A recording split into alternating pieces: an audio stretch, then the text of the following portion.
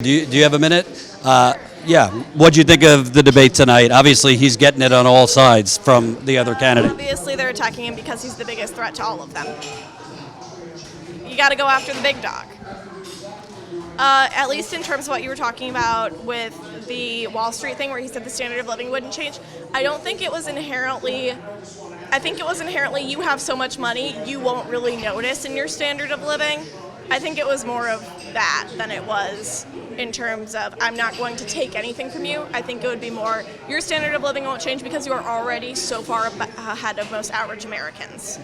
And what do you think? Because obviously in 2016, Trump was very successful. Obviously, he was full of it, but he was very successful of painting Hillary as kind of like a puppet of Wall Street and this and that. Do you have any concerns since obviously Biden has been doing a lot of fundraising from Wall Street? Biden inherently has an advantage over Hillary because he isn't a woman. I think a lot of anti-Hillary sentiment is a lot of people feeling insecure about women in leadership, insecure about women leading our government. And as much as I appreciate Joe Biden and admire what he's done for the country, he will never understand, most men will never understand the issue it is of being a woman in public office or being a woman getting elected. And what do you think of him tonight? Because I've just been noticing the crowd. There wasn't a lot of cheering, maybe once or twice. It seems like he's been struggling in these debates a little bit. I think he's from a different era of politics where everyone was at least tried to be a little more not aggressive. And I think like Michelle Obama said, when they go low, we go high. And I think that's honestly probably what he's trying to do. Don't pick on the people that Really? Because Twitter is really not agreeing with you. Twitter isn't reality. I was born in 1998. I got to vote in the last presidential election. So much of Twitter isn't reality. So many people live in the social media sphere and they can't see the forest for the trees, I guess. And do you think, I assume you kind of have been involved with campaigns before, do you see the energy? Because I'm covering a bunch of the campaigns. It seems like his events are kind of smaller. I don't want to say exactly like Hillary Clinton, but just smaller, not as many people out there. A lot of people left here tonight. Do you see the enthusiasm for him? There were a lot more people here earlier. It's like 10 p.m. and most people want to get home. So people started leaving earlier than 10 p.m. I mean, I will just say the entrees here are expensive. They are good but expensive, and I'm a college student, so I just tried to get the cheapest thing on the menu. And I want to ask you, and I want to be clear, I'm not trying to trip you up, but I don't think a lot of people are aware of this. Do you know in 1974, as a young senator, he actually said, I don't think women should be the sole people to make decisions about their body? Well, yes, I am very aware of his personal opinion as a Catholic being against abortion. What I really admire about Joe Biden is that you can be personally pro-life but politically pro-choice.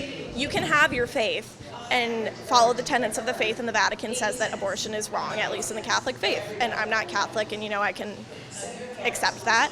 But being politically pro-choice, I feel like, is more important because your faith shouldn't dictate what I can and can't do with my body.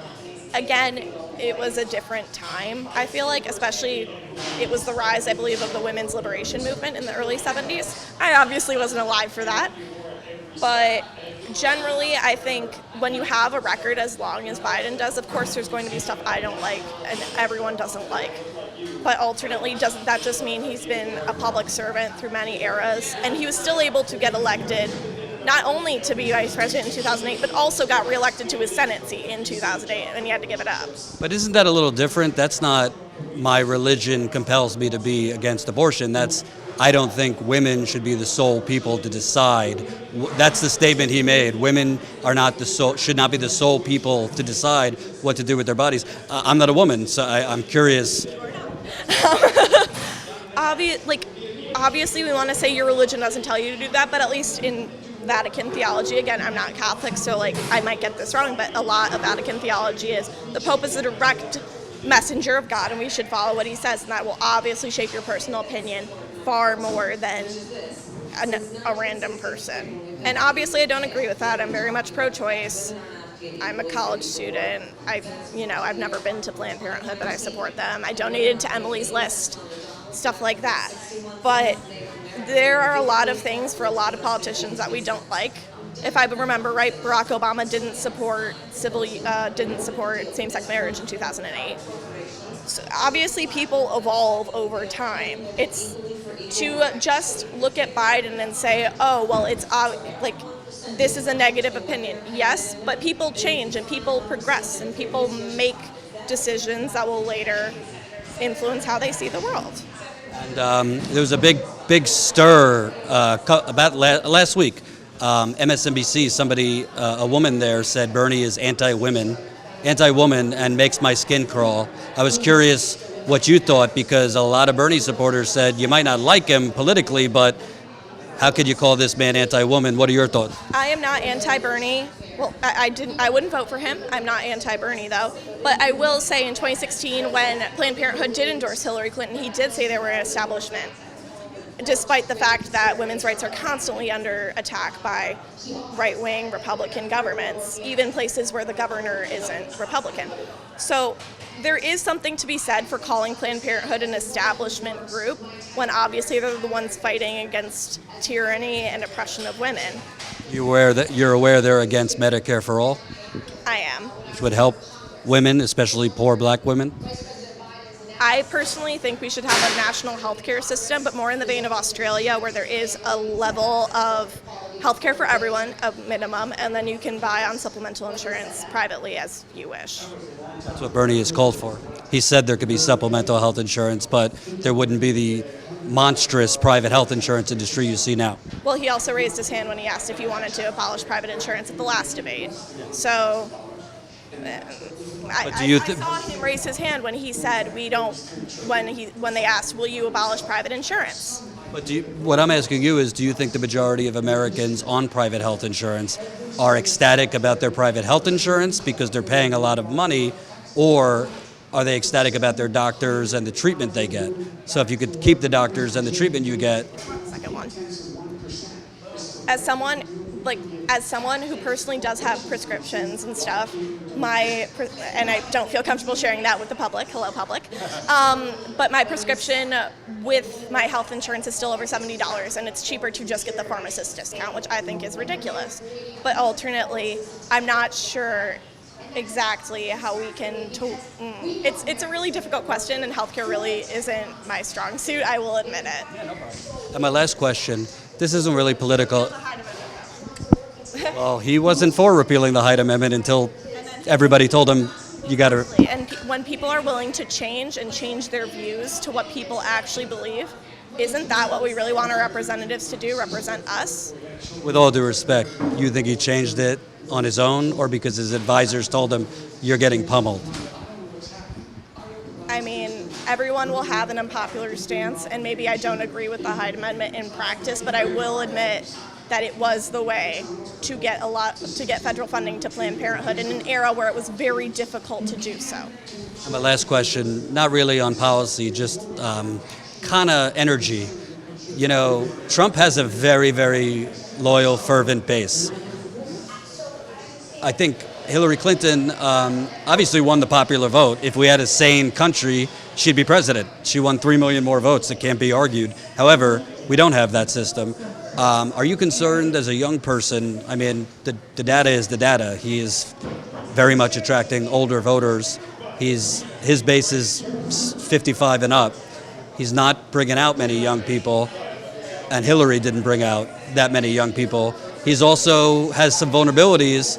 I mean, he did write the crime bill, and Hillary had 5% less black people come out for her as compared to Obama in 2012. You have no concerns just about energy and, people under 40? If I'm correct, I believe Joe Biden has the highest support among black voters. I believe currently in South Carolina, nationally, he's beating Bernie among black voters nationally, I think by 5 points. Okay.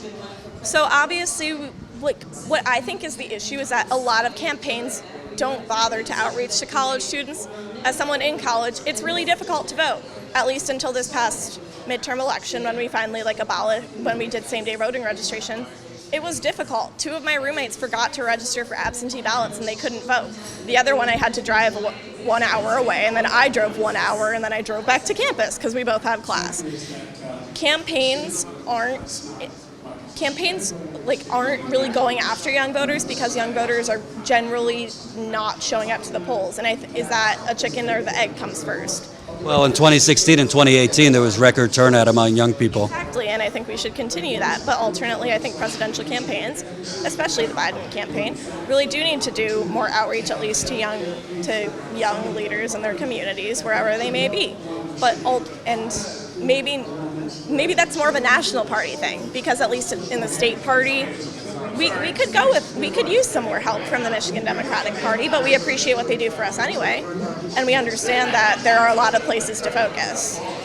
You think young people aren't currently supporting him because they have roadblocks to voting, or because he's basically talking about going back to kind of incrementalist Obama type policies rather than bold Green New Deal, canceling student debt, Medicare for all? Because young people, we know, are not for like... I mean, I'm a centrist. I'm very much a centrist, and I'm very open about that. And I realize that to work across the aisle means you actually get stuff done. Oftentimes, policies will have things we don't like by themselves. And What kind of stuff, though? Like the bankruptcy bill, welfare reform, repealing Glass-Steagall, Patriot Act?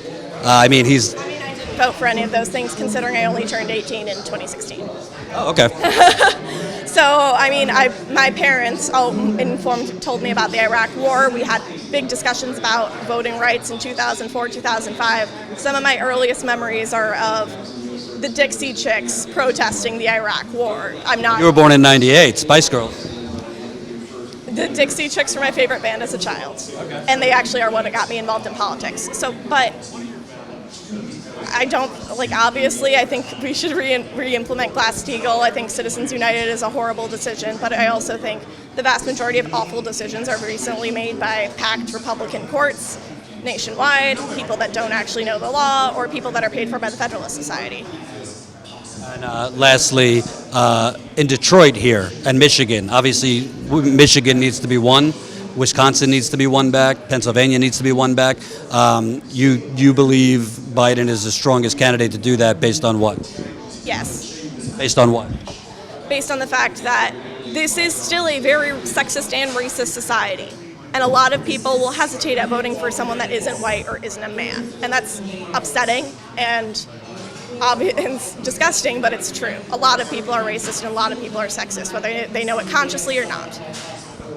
And Biden is both a white man, but he has a folksy charm to him that the Midwest loves. We like people that are willing to come out to the union dinner and, eat food with us. And even people that voted for NAFTA and are for TPP, which very much hurt unions? You got a lot of kind of like, that was then, this is now. The policy is the policy. He's done a lot of things that hurt the Midwest as a senator. Don't people always prioritize their states over any other state when they serve in Congress? What's good for Texas isn't exactly great for Minnesota, and what's good for Iowa isn't good for New York. When you're president is when you govern for the whole country. When you're a senator, aren't you supposed to represent the values of the people that elected you from your state? Hope you enjoyed that last video. Hop on over to statuscoup.com where you can sign up for our email list and become a member for as low as $5 to $10 a month. Membership is how we grow. That's statuscoup.com/join. And remember, join our email list so we can grow the revolution with you.